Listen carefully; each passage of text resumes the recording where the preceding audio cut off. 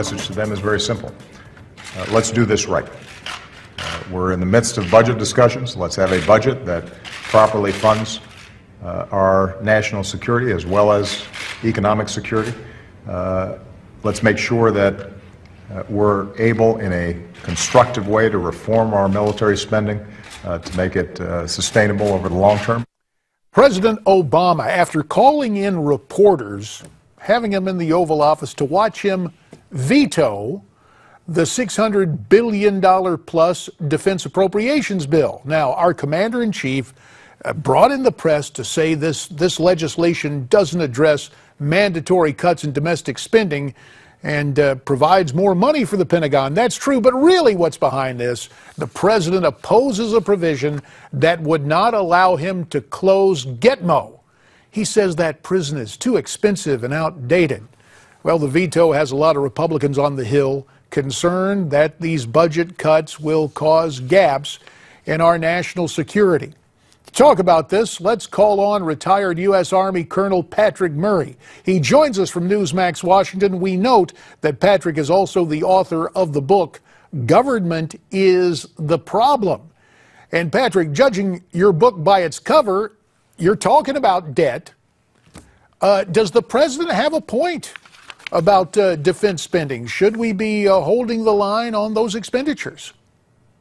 Well, good evening, J.D. Look, in the term that Obama's been in office, we have decreased our defense spending by about 15%, as opposed to non-defense discretionary as well as entitlement spending is up about 37%. And we mentioned Gitmo, and we can talk about that, but really what's happening right now is that Obama, the commander-in-chief of the armed forces of the United States of America, is putting the screws to our troops, not on so much the merits of this defense budget bill, but because he wants more money for his domestic government gone wild social welfare state. And that's where we're at right now. So in other words, that old argument about guns and butter, he's paying for a whole lot of butter and playing Santa Claus in terms of entitlements while ignoring our national security. That's the bottom line, isn't it?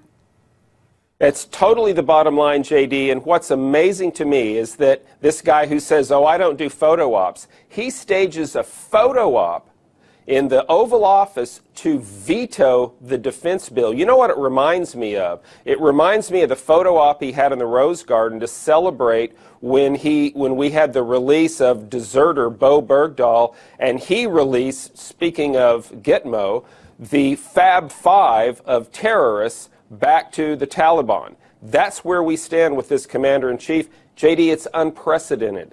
Yeah, the Gitmo situation, you know, there was talk that the president was going to take a prison in his home state of Illinois and turn it into the compound for these Gitmo folks. Seems to me he's just turning a whole lot of them loose. But this notion of bringing those terrorists to the 48 contiguous states at least, isn't that an inherent risk?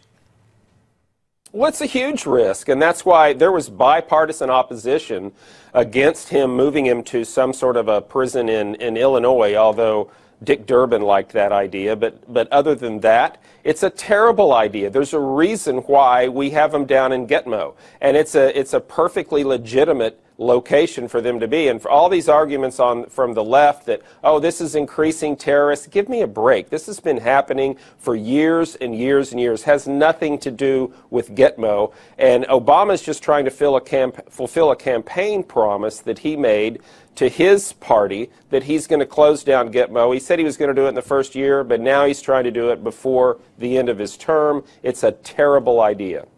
And on that note, we will say thanks to retired Army Colonel Patrick Murray.